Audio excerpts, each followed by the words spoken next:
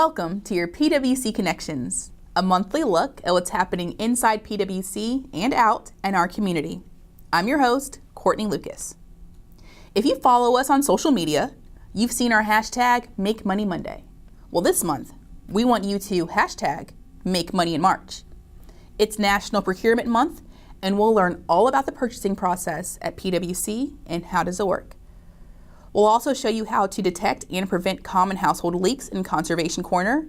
Then, get the scoop on the 5th Annual Power and Water Conservation Expo in today's Community Connection. We'll also hear about a beautiful yet functional public art piece in downtown Fayetteville in the Greenway, before learning about new power tools that have arrived just in time for time of use. You're in for another informative edition of PWC Connections, so stay tuned.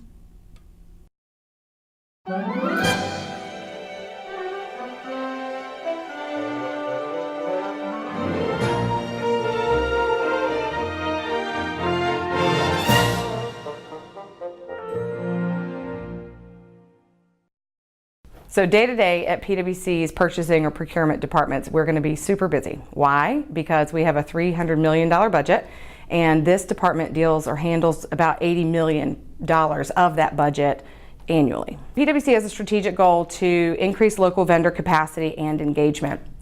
There's only so much we can do with local capacity, because obviously that is, can a business handle the amount of work? Do they have the cash flow? Do they have the staff? That's kind of what we're seeing as challenges right now. But the first part of that is really how to engage with a small business. Who is interested in what PWC does and doing business with PWC? I think the first step of that is, what do we buy? And if you've been to the Building Business Rally, if you've been to any of our classes that we've had previously, we have a pretty blue sheet that has everything. From corporate wellness to those transformers to water sewer construction to electric construction to somebody has to buy light poles, and that would be the procurement department. So I think the first thing is getting that word out and then figuring out, are there local businesses interested? And if they're not, then we have to talk to businesses outside. The process of becoming a vendor is relatively easy. I would suggest to go online and fill out our online application. That comes to PWC directly, and then we send that to accounting. Accounting puts you in the system. That does not mean you're going to get a contract or an opportunity. But what that does mean is that every month we then email everyone in PWC, this is a new vendor, this is where they're located, and this is what they do. So how does that really help the business? Well, so if a department wanted to buy a small something, they go through a requisition checklist. They have to get 3 quotes. If your information is already in our system, you've already substantially helped yourself become one of those quotes. Doesn't mean you're going to get the business, but what it means is we've now become familiar with you. It would be good just to fill out that paperwork, let us know what you do, and be very detailed about what you do, because a lawn care company could do just maintenance, but they could do edging, they could do sod, they could do all things. So let us know what you do, and then we will call you if we have an opportunity. So some of the events that will help a business become more familiar with what we do or what we purchase or the way in which we do that. Definitely the Building Business Rally that we had recently, which was a smashing success and super fun for us to do and meet people. We have a wonderful SBA program in town called the NCPTech Office, or Procurement and Technical Assistance Center. It sounds like a really big title, but really what they do is help you learn that government speak.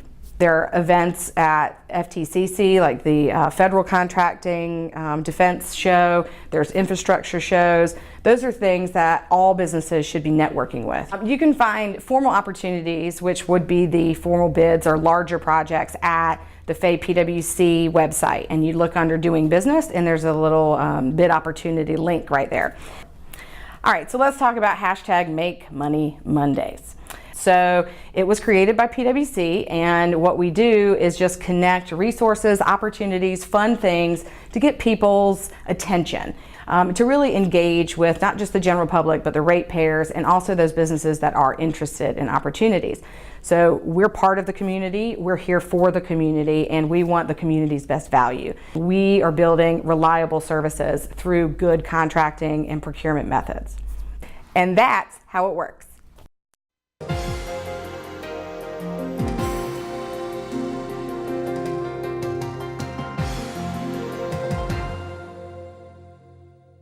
Hi, I'm Chad Gross from PWC. I'm here today to help detect leaks in your home. Let's start in the kitchen. Okay, I'll first start out at your faucet in your kitchen. Just look, make sure there's no leaks. Next place you need to check would be up under your sink. So make sure the surface on the bottom is dry. No leaks, no water standing anywhere. This would be your water line going to the valve. Make sure the valve's open like it is. Everything seems to be pretty tight. No leaks anywhere. Now we're in the most popular place where leaks occur, would be the bathroom. First place we're going to check would be the toilet.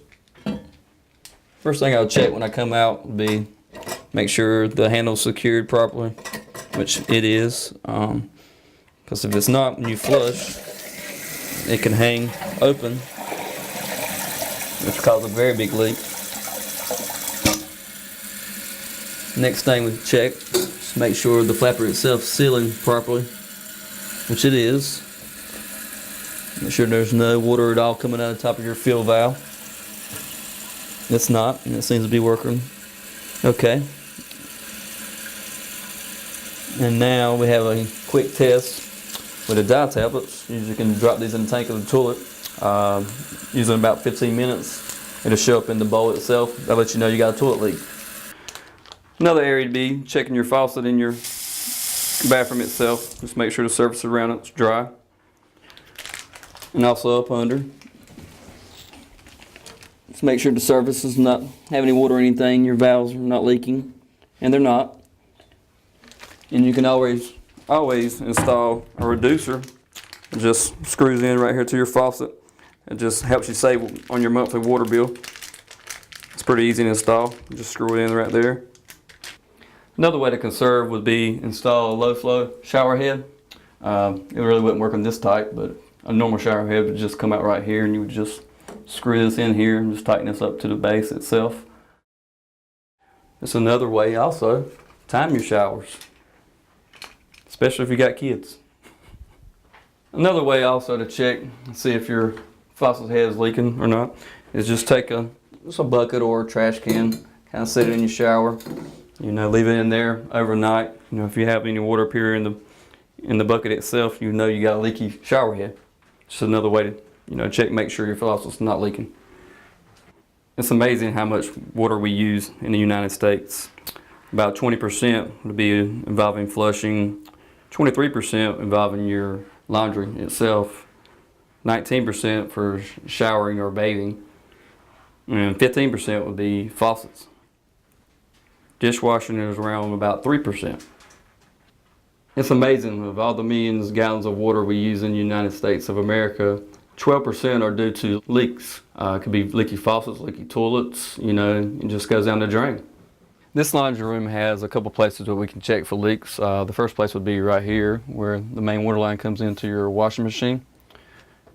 You check your nozzles, make sure they're not leaking. If you do have a leaking connection here, you can just unscrew this and replace the inside gasket. It's just a little plastic piece inside, like a little rubber piece. Goes inside of this. Just tighten it back up and that should take care of the leak. Another good place to look where your water ties into your hot water heater. Just make sure everything's not leaking around these nozzles or anything. Connections. Make sure up under it, surface is dry. Another way to save on your water bill would be to wash full loads of clothes in cold water. Just another good tip. Outside the house, this would be a good place to check. Just make sure your faucet's tight. You can also turn it on. Go ahead and shut it off. Make sure it's not dripping. Just use the area where your meters are going to be. If you want to come out, just pull the lid off. Look down at the meter. Each meter has a leak detector on it. And you can also see the first two numbers here moving. That means there's water flowing through the meter itself. Just like I said, just keep an eye on your numbers here and the plus sign inside the circle. That's an indication that you do have a leak. When they're tight, you have a leak indicator in the middle. It's a little white triangle. If it's moving whatsoever, that means there's water flowed through the meter, which means you got a leak. Just depends on how fast it's spinning, how severe the leak is. If you discover there is a leak and the meter is spinning fast, you can always, if you had a shut-off tool, You could come right here and shut it off at the street, and that would stop the flow of water till you call a plumber or whatnot. Hope these tips will help you find your water leaks in your home, get them repaired, and save on your water bill each month. If you have any more questions, you can contact us at PWC.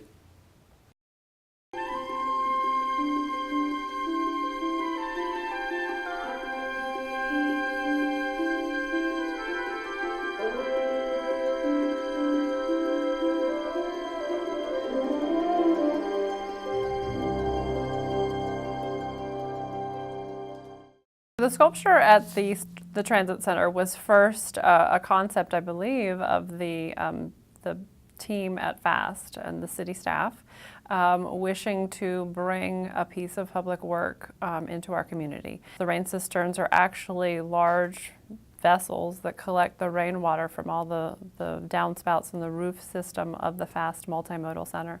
And so then the water is collected and then it feeds into the irrigation system that then becomes the mechanism to keep the plants watered and the sod and the lawn watered. Through the RFP process, we were really getting applications back from artists who were submitting 3 concept renderings.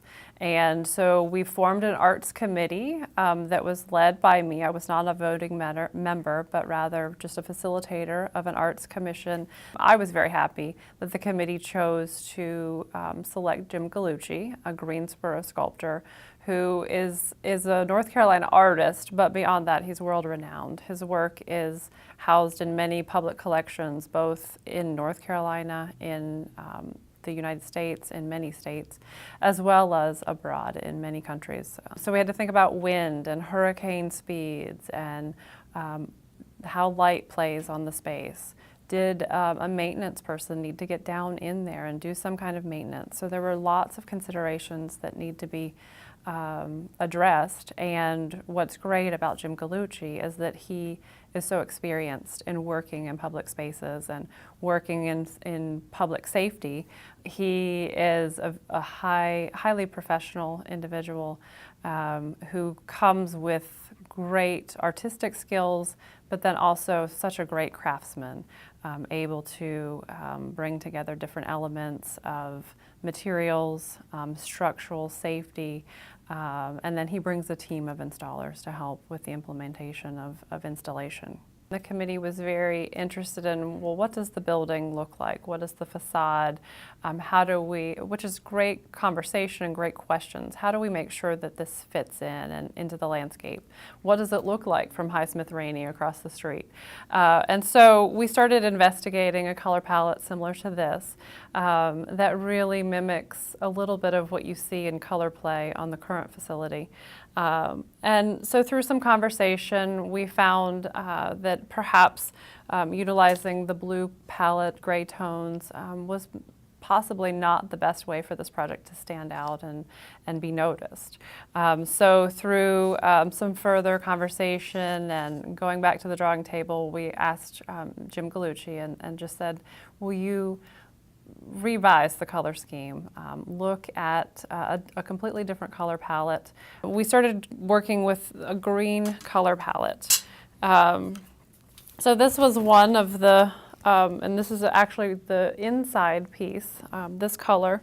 So there's perforated metal that goes around the cisterns, and then the leaf fronds are made from a solid piece of metal. Those are actually painted with a Gallucci green. We went back and we had several color palettes that the selection committee chose and said, these 2 greens aren't quite right, we want something in between. So Jim went to the painter, the paint studio, and said, hey, can we do something in between these 2 colors? And so they did, and they created a color and have named it Gallucci Green. Jim Gallucci works in a studio in Greensboro with his team of fabricators. And through that process, he had large-scale materials moving in and out of his studio, and certainly different projects coming at him at the same time. So it's exciting to see some of the imagery where the sculpture is actually in parts. It's raw material, it's not painted yet, and the pictures coming from his studio where the pieces are lying together, where he's starting to fabricate them in a cylinder, bolting them together to see how it actually works, and almost setting it up in real time, but in his studio, just so that when they come to the site, they can do it as they've rehearsed and practiced. So Installation Day is always exciting. It's almost like Christmas, unwrapping the presents, and for me, it's unwrapping the present for the community, because this really is a beautiful gift. It takes a lot of effort. We had to first coordinate with FAST and make sure that the bus system was able to have lane closure. They had to do some different scheduling alternatives, or at least geographic alternatives with busing, and making sure that everything was still safe for those clients. We had to bring in cranes to set the work. The team for Jim Gallucci Studios are all OSHA trained, so they're in hard hats and harnesses. We're dealing with very heavy objects being installed overhead, and then individuals on his team had to be selected to fit between that large rain cistern and the actual piece on the inside, so that it could be bolted down. So lots of considerations for how the pieces and parts come together. The sculpture ends up being 18 feet tall. The circumference of each cistern is 12 feet wide, and there are two, each weighing 5,000 pounds apiece. What's so exciting for me about public work and this project specifically is that it really brings all of my passions together personally, and that's fulfilling. Coming from an art educator's background to a public sculpture art curator at a museum to a woman-owned business owner here in our community that's a construction company, landscape construction. It really is exciting when all of those come together for me, and exciting to know that there's more opportunity coming as we move forward as a community.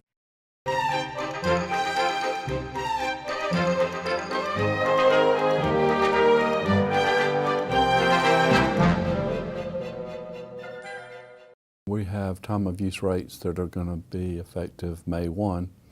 So we thought this would be a great opportunity to redesign our bill. A team was formed from various members of other departments at PWC so that we'd have other perspectives on what we wanted and needed in our new bill. Also, the communications department had meetings with the community advisory group to get their ideas. We met with the customer service representatives to get their ideas, and all of this all this information gave us confirmation of that we really did need to change our bill, and also their perspective of the areas that we needed to highlight on the new bill. Our new bill will have multiple colors, which and the information on the bill is more prominently displayed so that the customer eye goes to the areas of the bill that they need to see. For example, at the top part of the bill, top right part of the bill, the amount due is there, and it's bold black, and it's easy for the eye to see. And then on the left front side of the bill, it's got just a snapshot of what you owe this month.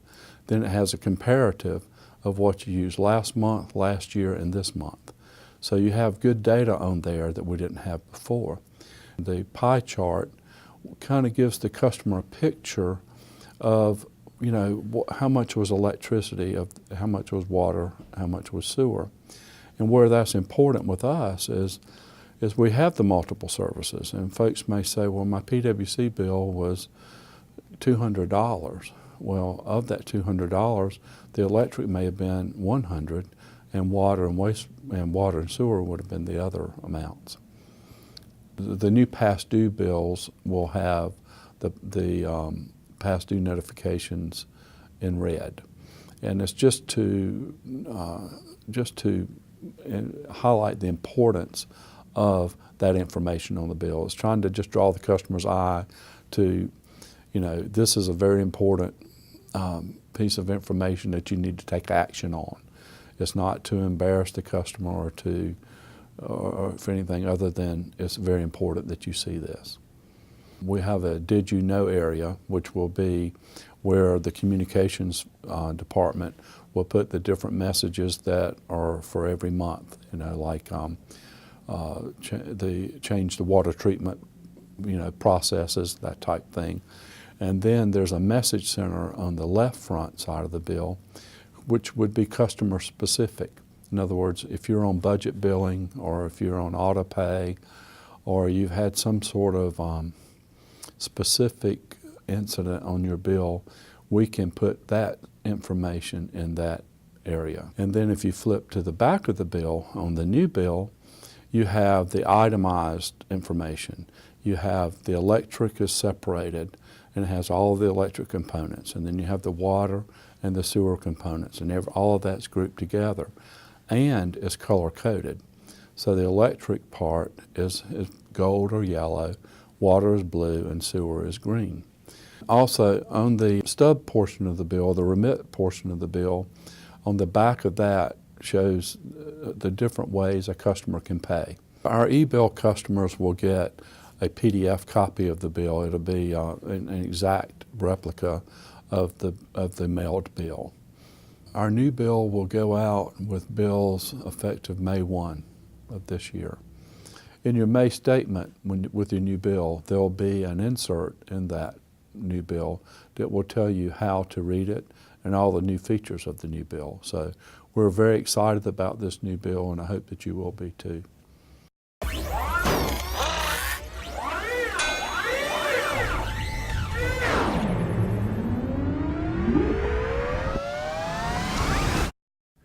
PWC continues to evolve, and as a customer, I have to evolve with them.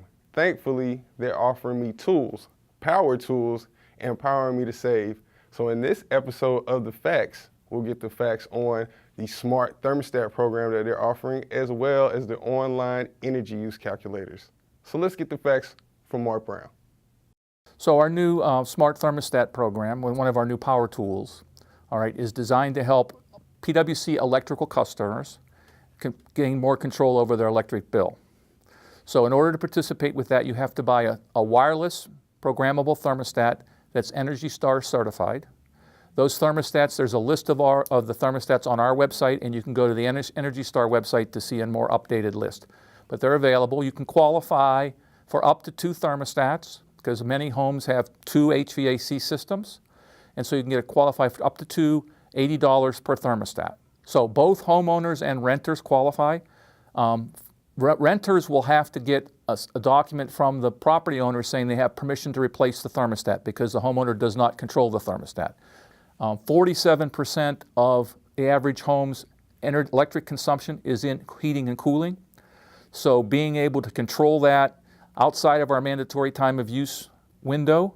So in the winter time, if you want to reduce your heating setting between 6 in the morning and 10 in the morning, and then change it back after you're done, you can do that. In the summertime, you can do the same thing between 3 p.m. and 7 p.m. And the difference in rates, the time of use on peak time is about 45% more expensive than the regular time. The regular time is less than what our current rate is now. So if you moved all your consumption to the off-peak hours, you'd save about 10% on your electric bill. So the difference between a smart thermostat and a programmable thermostat is a smart thermostat can be controlled wirelessly. A programmable thermostat can be changed, but it can only be changed physically on site. So if you forget to change it before you walk out, you're going to have to go back home to change it. So once the customer completes the application, they'll receive their bill credit within 90 days. The purpose of our online energy calculators is to help customers evaluate and estimate what they can save by changing behavior. So the first one we have is a regular time of use calculator. So with that calculator, you can say, well, if the average customer uses about 27% of their kilowatt hours on peak and 73% off peak, what would I do if I reduce that to 20%? How much money would I save? And so that can help you get a sense of the dimensions of how much it's worth to you to try and make those kinds of changes. So that's the basic idea of that. The other calculators we have 4 appliance or energy use application calculators. We have a dishwasher, a clothes dryer, a clothes washer, and an LED light one. So with those things, you can evaluate, you're able to go in and enter, well, how do I currently wash my dishes? How many dishes do you do a week? How many do you do between 6 and 10 in the morning? How many do you do between 3 and 7 in the afternoon? It'll tell you then when you change that, it'll tell you how much money you can save by changing that. If customers have any questions about our programs, they should email us at customerprograms@faypwc.com.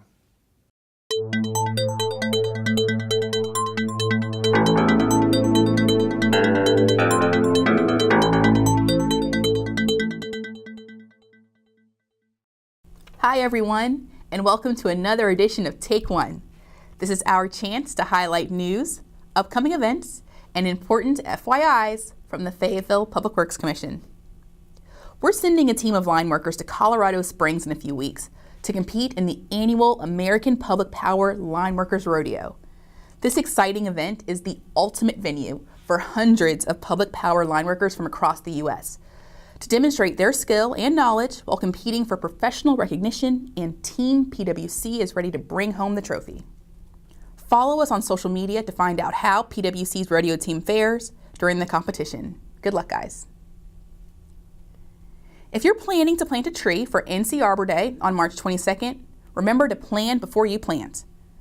When planting under or within 25 feet of power lines, only plant shrubs or trees that won't grow more than 20 feet high. Before you plant a tree, shrubs, or garden plants, make sure you know where your underground lines are. Just call NC 811 or visit nc811.org. NC 811 will send someone to locate and mark utility line locations. It's smart, safe, and best of all, free. And remember, do not plant near utility underground transformers, those green boxes used when electric services are underground. For a record 13th year, Fayetteville PWC received state recognition for their support of the United Way when selected as a winner of the Spirit of North Carolina Award. The awards are sponsored annually to provide statewide recognition for outstanding commitment and support to communities through local United Way involvement. This year, PWC employees pledged over $137,000 and will impact the lives of thousands in Cumberland County. PWC was also the recipient of the Excellence in Community Spirit Award for exceeding the Spirit of North Carolina Award standards of excellence. A panel of 24 judges from across the state determined the winners and selected PWC for going above and beyond several years in a row during the campaign season. Thanks for watching Take One, and remember to like us on Facebook, follow us on Twitter and Instagram, and subscribe to our YouTube channel.